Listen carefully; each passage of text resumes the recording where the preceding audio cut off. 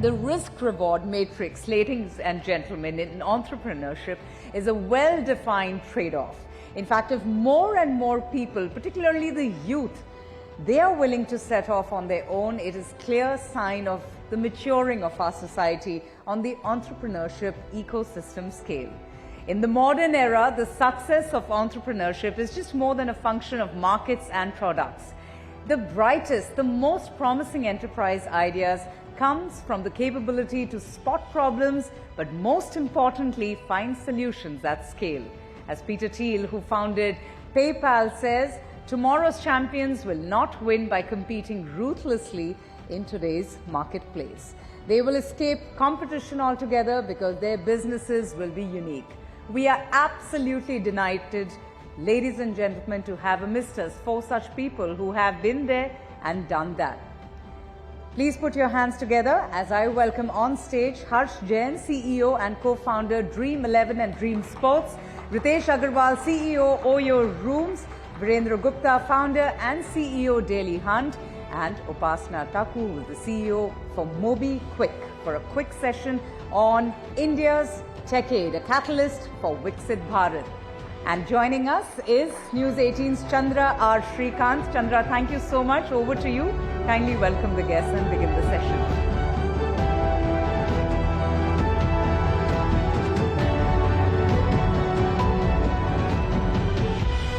Good afternoon, everyone. It's always challenging to do the session just before lunch because we are literally, standing in the path of you and some delicious food put together here at Taj Palace. But I promise you, this is going to be a short, sweet and insightful session.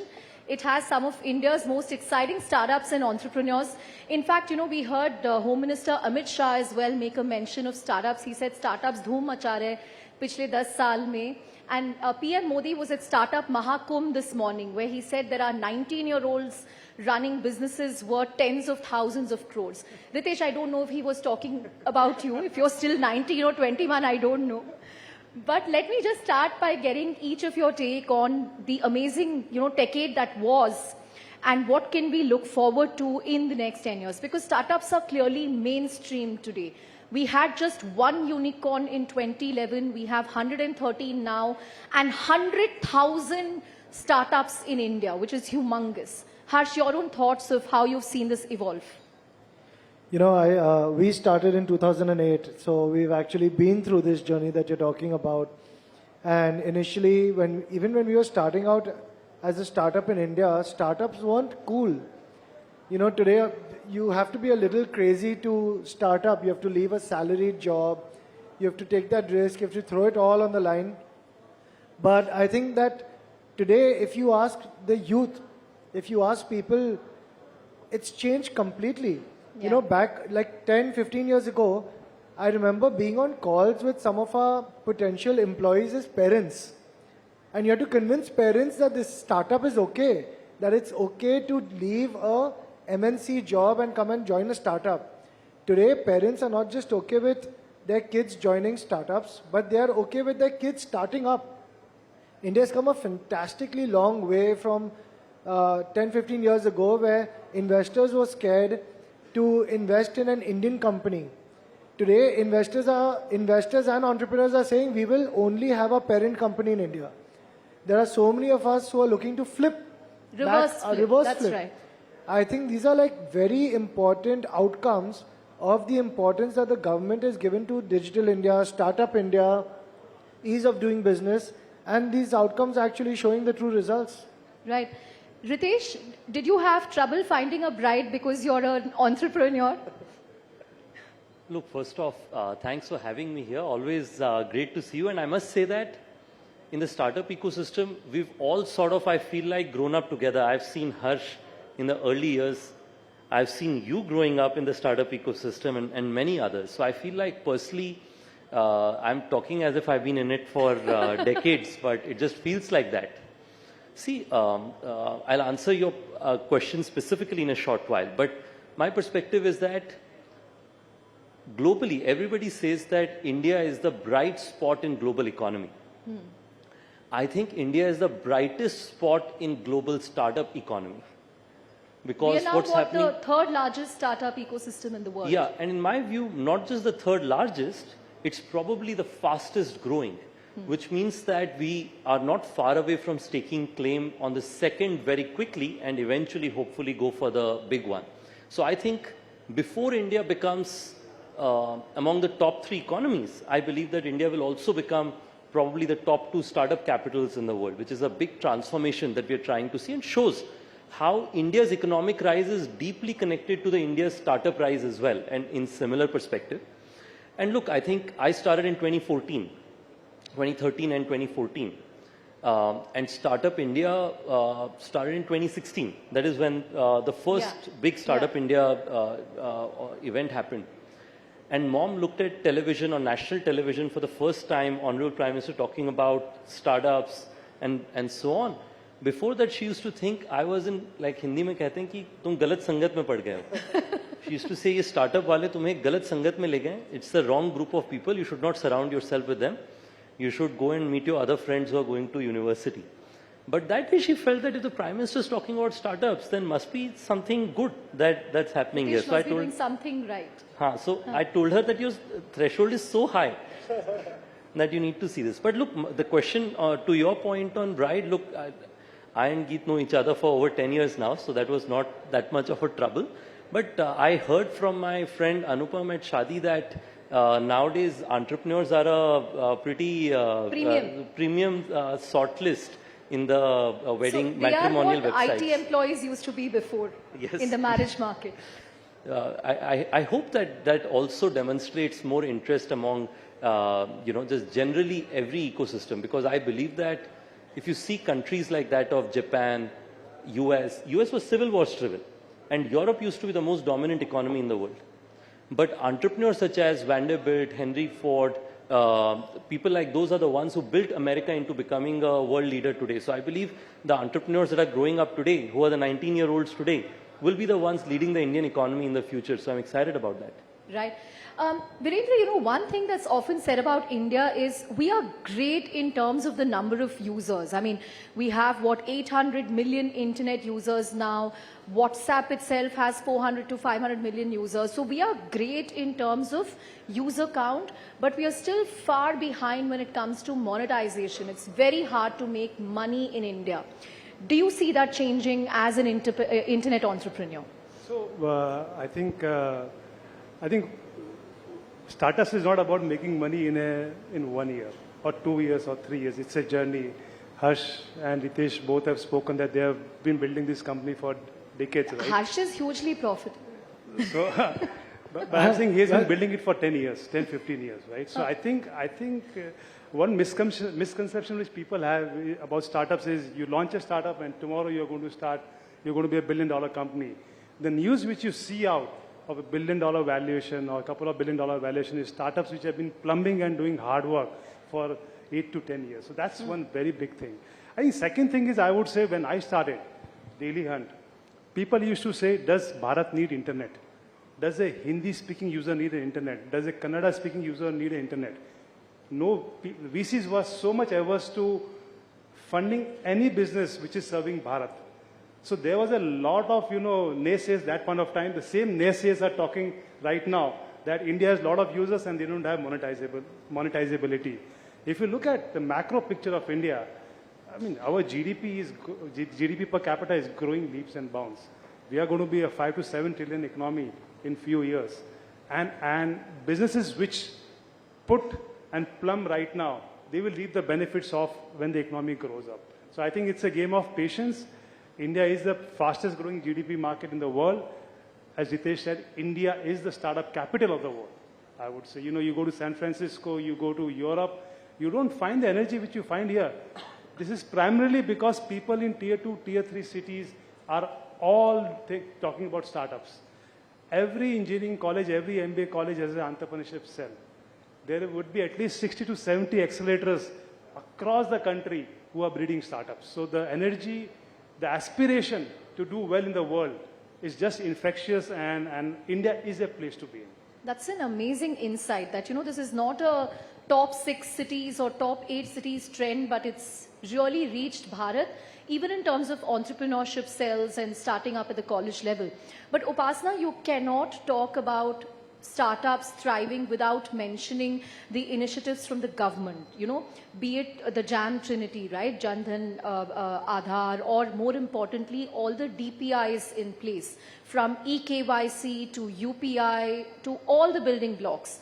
I mean, we've seen a significant leapfrog because of that. In fact, we had the global CEO of Visa yesterday, and he said he's asked his employees to take pictures of sound boxes in India so that, he can show it to his global teams on the kind of innovation that's happening in fintech. It's on a different plane altogether, the use cases and the innovations. Take us through the role that DPI has played, and what role will it continue to play? Because now we are seeing account aggregator, we are seeing OSEN, which is again going to play a huge role in credit. We are seeing ONDC, which is, an e-commerce challenger. What role is all of this going to play? So firstly, thanks for having me here, Chandra. A pleasure to be here with all my very esteemed panelists.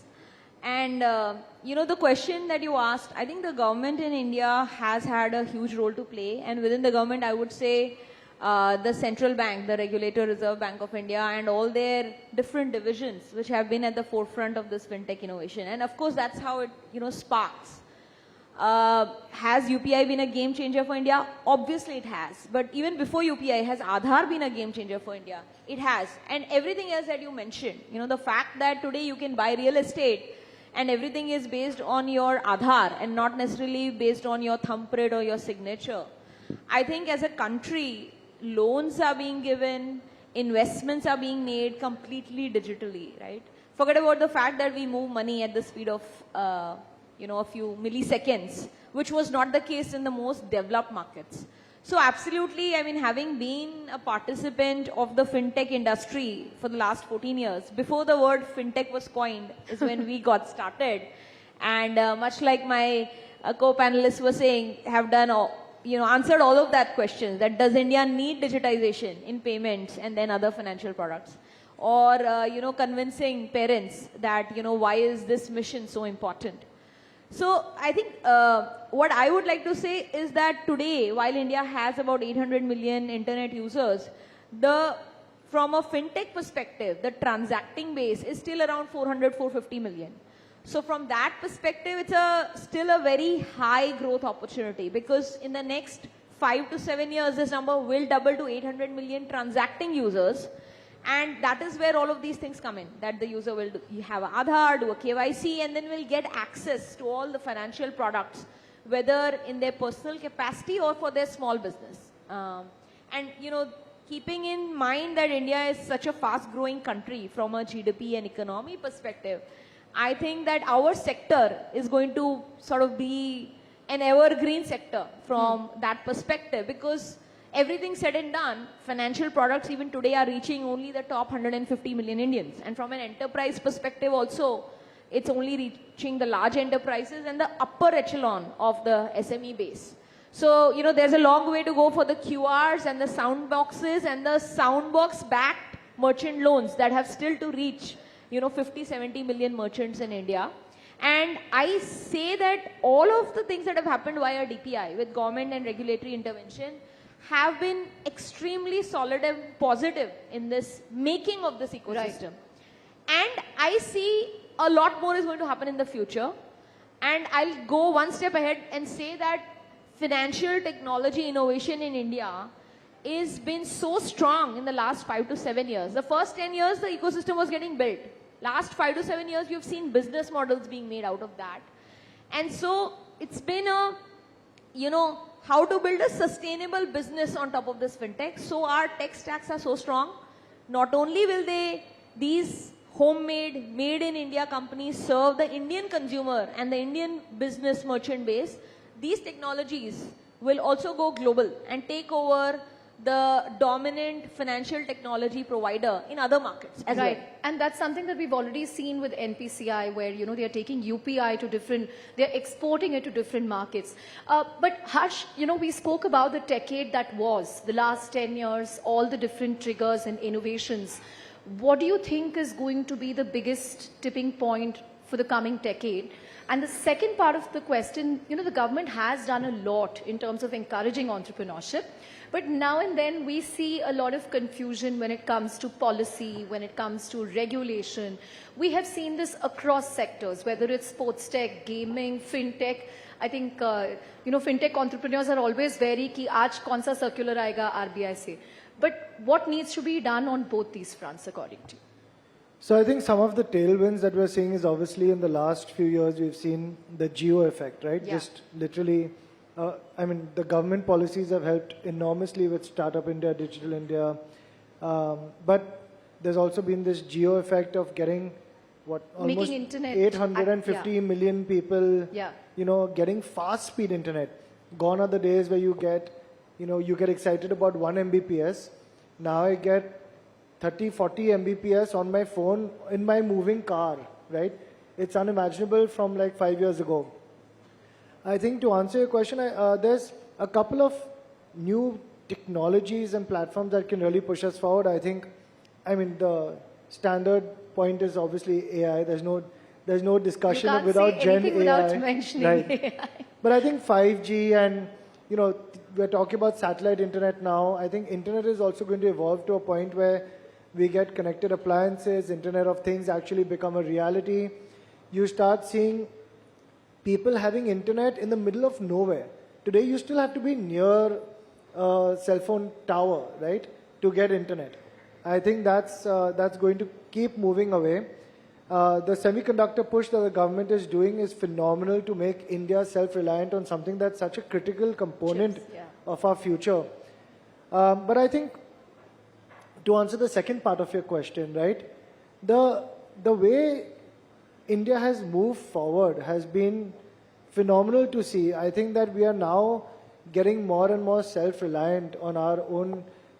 In fact, going back to Viren's point, Dream 11 has 75% of our users coming from outside the top 100, 115 cities in India, outside tier 1, tier 2. So what we are seeing is this real Bharat. When they say Bharat, all our kids play football, for example, right? So we think football is growing in India, which it is. But India is still very much a cricket market. The same way when we talk about India and all our likes and dislikes, we underestimate the power of Bharat and internet that's happening at a local scale. We're also seeing this entire, from all the regulations that have come in, to answer your question. Yes, of course, regulations have come in, and many times regulations hit us in the short run. We've been having that as well. But I think that every disruption in every industry, in every continent, in every geography, this is not an India story. In every country, disruptors will come and disrupt industries. As they grow, they are allowed to continue growing.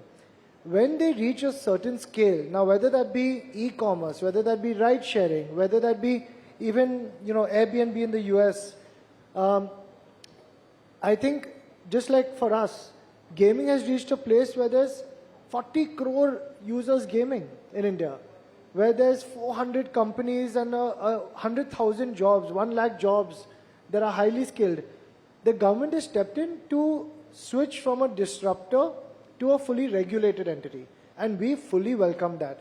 Most of the time, regulation will have some short-term pain as the industry grapples with the government on creating a way that doesn't stop growth, but also allows the bad operators to be, wiped out and all the good operators to continue. And there will be some growing pains in that. Fair point. Regulation usually follows innovation in most major markets. And that's okay. But the Dream 11 stat is amazing that so many users coming from smaller cities. And I remember you mentioning that a lot of women are also taking to gaming. We've seen actually 80% growth in women playing year over year. We are seeing our, on a lighter note, for any RCB. Harsh, the low base effect hai na? The number of women are so small, the 80% No, I agree. growth hoga I hi. fully agree because sports fans in India are so dominantly male.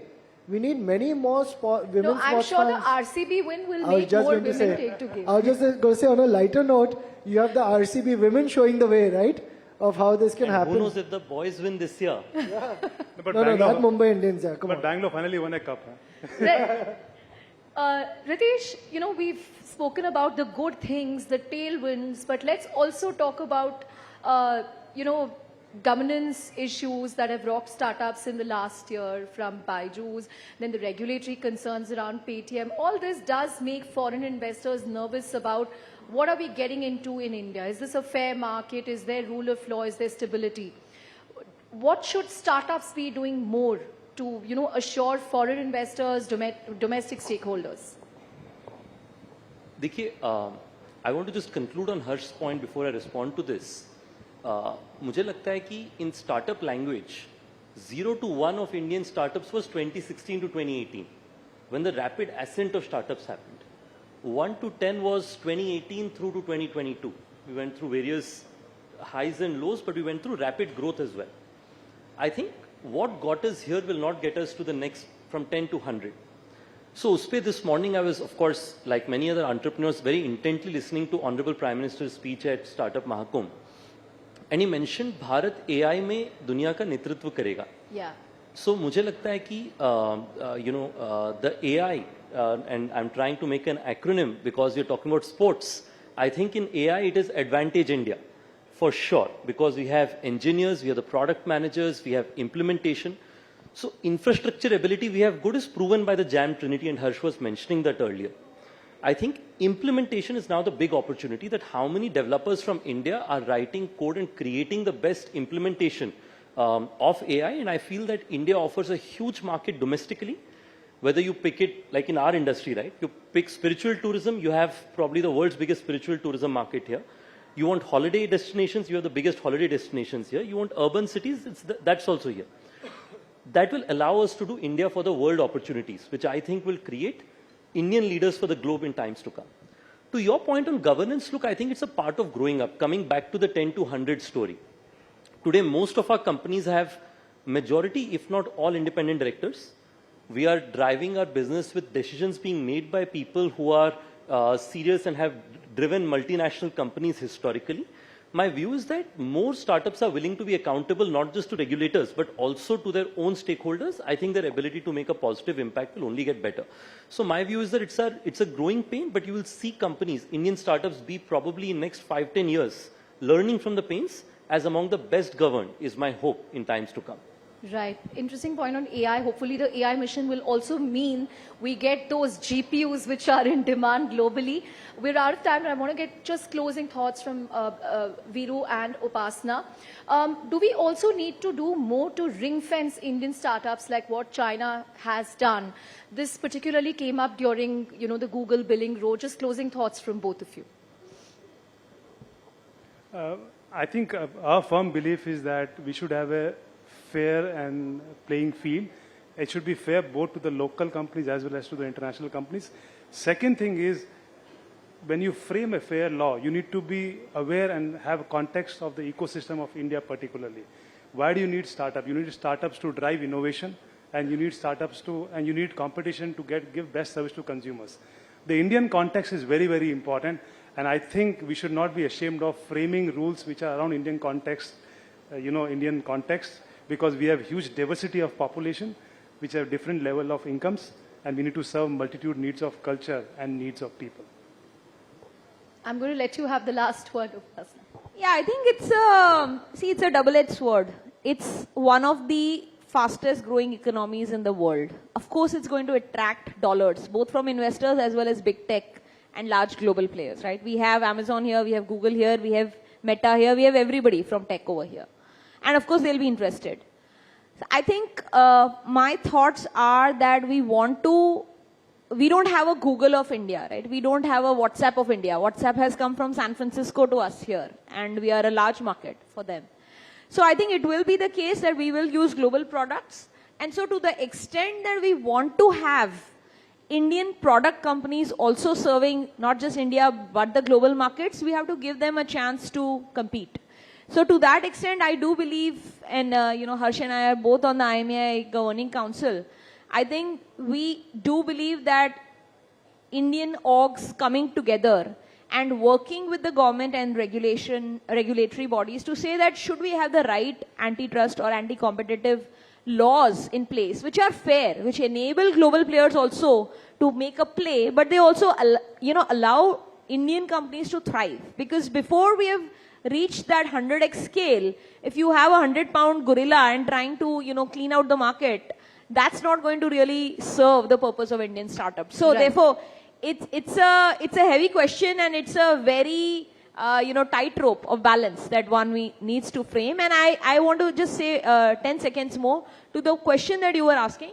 I do believe that we are now in that middle phase of the Indian startup revolution, right? The last 10 years were sort of the build out. We are in that middle phase where companies are going from being a toddler, teenager to reaching just that adulthood. So I think you will see some disruptions, but I think those disruptions will mean that startup founders, as they are coming now into the ecosystem and building, will not be going for growth at all costs. Right. They will have to realize that innovation is important, growth is important, but maybe for long-term sustainability, you have to slow down a little bit and also think about building within the guardrails, thinking about governance, etc. And I think that's going to be great for the Indian ecosystem, because that's where valuable businesses are going to get created. Right. On that note, thank you all very much for talking to us on this session.